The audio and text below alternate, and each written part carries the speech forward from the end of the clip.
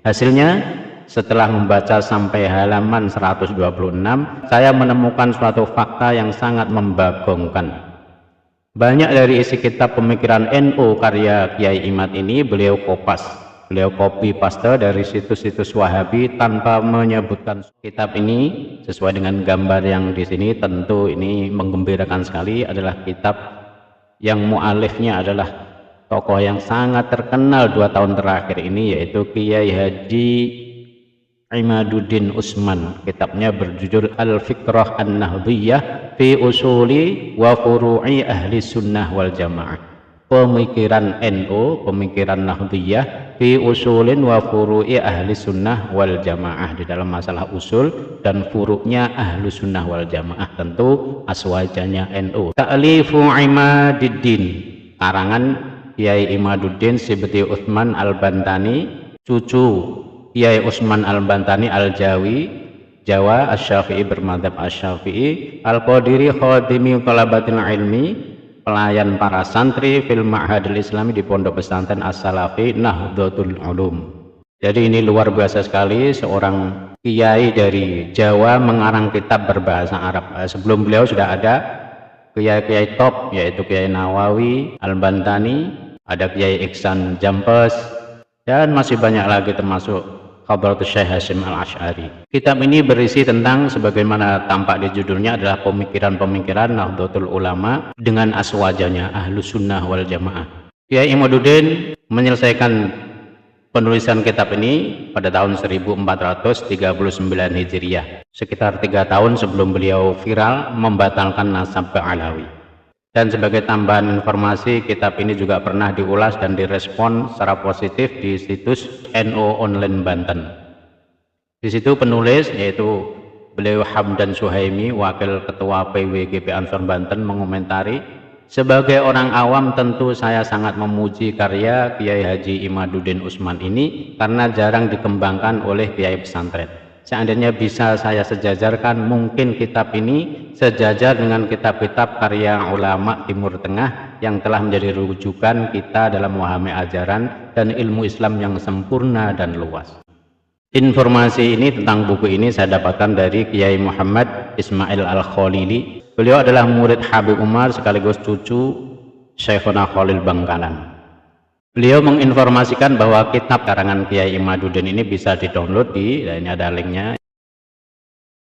Selanjutnya Kiai muda Muhammad Ismail Khalil ini menulis, bagi pembaca awam khususnya jika ia termasuk muhibbin Kiai Imad, kitab ini memang akan terlihat sangat keren dan mengagumkan. Bayangkan seorang ulama Nusantara dari Kresek, Banten bisa menulis kitab setebal 273 halaman dengan bahasa Arab yang sangat lugas dan ilmiah. Para pembaca pasti akan berdecak kagum. Kok ada ya kiai sealim itu? Nggak kalah sama ulama-ulama di Arab sana. Tapi sayangnya saya bukan pengagum berat Kiai Imad. Saya membaca kitab ini karena murni penasaran dan pengen tahu seperti apa sih kualitas kealiman seorang Kiai Imad yang sedang dielu-elukan para muhibbinnya itu. Hasilnya, setelah membaca sampai halaman 126, saya menemukan suatu fakta yang sangat membagongkan. Banyak dari isi kitab pemikiran NU karya Kiai Imad ini beliau copy paste dari situs-situs Wahabi tanpa menyebutkan sumbernya. Believe it or not, percaya atau tidak, berikut adalah data-data yang berhasil saya kumpulkan, kemudian kemungkinan besar akan bertambah kalau saya sudah khatam membaca kitab Kiai Imad ini. Pertama, di halaman 40 sama dengan 41, ketika membahas tentang bilangan jamaah sholat Jumat, saya sudah mulai merasa aneh ketika di situ Kiai Imad juga mencantumkan pendapat Ibnu Taimiyah, padahal katanya ini kitab pemikiran NU. Al-mas'alatul ula fi adadil jum'ah dan seterusnya. Ternyata ibarat ini beliau copy paste, atau lebih tepatnya cut and paste sedikit modifikasi dari situs Wahabi berikut. Situsnya adalah islamweb.net. Perlu diketahui islamweb.net ini adalah situs raksasa Wahabi yang biasa memuat fatwa-fatwa ulama-ulama Wahabi seperti Bin Baz, Syekh Utsaimin, Albani dan lain-lain. Yang kedua, di halaman 49, ketika membahas khutbah dengan selain bahasa Arab. Kiai Imad menulis, ittafaqal fuqaha'u ala annal aula an takunal khutbatu bil lughah al arabiyyah, sampai seterusnya. Komentar Kiai Muhammad Ismail Al-Khalili, ibarat di atas ternyata juga Kiai Imad kopas plek ketiplek dari situs Wahabi. Hanya saja beliau modif sedikit akhir ibaratnya, ma'aziyadati wal ikhtisar. Berikut link situsnya. Nah, ini link situsnya yang tempat Kiai Imad mengambil tulisan ini ada di sini. Islamkia.info adalah al-islamu soal wa jawab, pertanyaan dan jawaban tentang Islam. Ini juga merupakan situs terkenal Wahabi milik Syekh Muhammad Sholeh Al-Munajjid, seorang ulama Wahabi, santri dari Syekh bin Baz, Syekh Utsaimin, Syekh Albani. Biyuh jan nguri tenan iki, al-fikrah an-nahdiyah apa al-fikrah an-najdiyah, pemikiran Najd. Nah, ini sebagai informasi saja, Wahabi itu Muhammad bin Abdul Wahab lahirnya di Najd.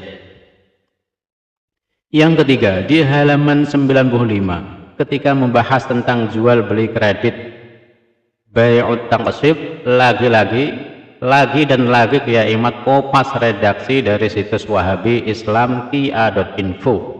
Redaksi kitab Kiai Imad, nah, tertulis al-mas'alatul ula fi bai'it taqsibi dan seterusnya. Redaksi situs aslinya ditampilkan oleh Kiai muda yang ganteng Muhammad Ismail Al-Khalili. Nah, seperti ini. Lalu yang keempat, di halaman 116 ketika membahas hukum menikah melalui telepon, Kiai Imad menuliskan al-mas'alatus tsaniyah akadun nikah bil hatif, akad nikah lewat telepon. Nah, ini terus ditulis di sini lalu dikomentari oleh beliau Kiai Muhammad Ismail Al-Khalili yang ganteng. Lagi ternyata ibarat ini Kiai Imad kopas dari situs Islamkia.info. Nah, di situsnya. Hanya saja cerdiknya Kiai Imad di sini, sumber-sumber fatwa itu beliau hilangkan karena akan jelas menampakkan kewahabian mereka. Coba perhatikan, fatwa di atas bersumber dari Al-Lajnah Ad-Daimah yang bisa dibilang MUI-nya Wahabi, juga dari Syekh Abdul Aziz bin Baz. Halaman 5, nomor 5 di halaman 125 ketika membahas tentang poligami. Mak-mak pecinta Kiai Imad wajib baca ini ya. Saya agak mengernyitkan dahi ketika dengan gagahnya Kiai Imad berkata bahwa poligami adalah sebuah amal yang besar pahala dan manfaatnya bagi suami istri. Inna ta'addudaz zawjat dan seterusnya. Saya curiga kok ada bau-bau Wahabi di sini ya. Ternyata betul di halaman 126 ketika menjelaskan keutamaan istri pertama yang bersedia untuk dimadu, Kiai Imad menuliskan fadluz zaujatil ula dan seterusnya. Dan sekali lagi demi menguatkan pendapatnya yang sangat menganjurkan poligami itu, Kiai Imad ternyata mengkopas ibarat itu dari situs Wahabi, lagi-lagi Islamkia.info. Bagaimana ibu-ibu? Sementara ini saya hanya menemukan satu ibarat yang beliau kopas dari situs Aswaja. Sekali lagi tanpa mencantumkan sumber, yaitu di halaman 25 ketika membahas tentang lafaz Sayyidina di tasyahud. Beliau mengkopas dari situs Darul Ifta Jordania berikut ini. Ziyadatu lafzi Sayyidina fi sholati ala Nabi sallallahu alaihi wasallam. Penambahan lafaz Sayyidina di sholawat kepada Nabi sallallahu alaihi wasallam. Membaca semua data di atas saya hanya bisa geleng-geleng dan berdecak, tapi tidak kagum. Kok bisa-bisanya Kiai Imad yang merupakan anggota LBM PBNU menulis kitab yang mengatasnamakan NU tapi isinya diambil secara diam-diam dari situs-situs Wahabi. GBT gak bahaya tak? Kok iso? Saya berharap ada keseriusan dari pihak PBNU khususnya LBMNU untuk meneliti lebih dalam lagi kitab karya anggotanya ini, kalau perlu tarik ia dari pasaran, karena ini bukan perkara receh dan remeh, ini kasus serius. Kitab ini semenjak terbit cukup laris di kalangan bakul kitab pesantren, apalagi Kiai Imad sekarang sudah menjadi kiai viral dengan ribuan pendukung fanatik dan militan dari seluruh penjuru Indonesia. Bagaimana jadinya jika kitab yang disusupi banyak fatwa-fatwa Wahabi ini dikaji atau bahkan dijadikan kurikulum di pesantren-pesantren Muhibbin Kiai Imad yang notabene-nya adalah pesantren-pesantren NU. Apalagi sekarang Kiai Imad sudah berfatwa untuk meninggalkan kitab-kitab karya ulama Ba'alawi. Gimana jadinya kalau tanpa disadari santri-santri mereka malah nyasar sanad keilmuannya kepada ulama-ulama Wahabi seperti Syekh bin Baz, Syekh Utsaimin dan Pak Albani. Saya sendiri tidak menuduh Kiai Imad sebagai penyusup Wahabi dalam tubuh NU. Saya tetap meyakini beliau sebagai kader NU dan bagian dari kita warga Nahdliyin. Respek saya ketika beliau menyebut ulama kami Syekhuna Khalil Bangkalan dalam tesis versi kitabnya sebagai Syekhul Masyayikh Al-Arif Billah. Respek saya ketika dulu beliau menyambut dengan baik tim kami Turos Syekhuna Khalil ketika melakukan kunjungan penelitian di Banten. Hanya saja pertanyaan liar di kepala saya, apa tujuan Kiai Imad menyusupkan fatwa-fatwa ulama Wahabi itu di kitab yang beliau namakan sebagai kitab pemikiran NU? Iki maksudnya piye? Mbok yo jangan namakan Al-Fiqrah An-Nahdiyah kalau gitu, tapi Al-Fiqrah Al-Imadiyah atau Al-Fiqrah Al-Gogeliyah atau Al-Fiqrah Al-Qopasiyah. Ingin rasanya saya sampaikan kepada beliau bahwa menukil sebuah maklumat tanpa mencantumkan sumber rujukannya itu adalah sebuah pengkhianatan dan penipuan ilmiah. Imam Nawawi dalam kitab Majmu'nya bahkan mengatakan wa minan nasihati dan seterusnya, yang artinya adalah termasuk bagian dari nasihat adalah menisbatkan suatu faedah ilmu kepada pengucapnya. Barang siapa yang melakukan itu maka ilmu dan keadaannya akan barokah. Akan tetapi barang siapa yang menukil sebuah kalam dan membuat orang lain mengira itu adalah ucapannya, maka ilmunya tidak akan bermanfaat dan keadaannya tidak akan barokah.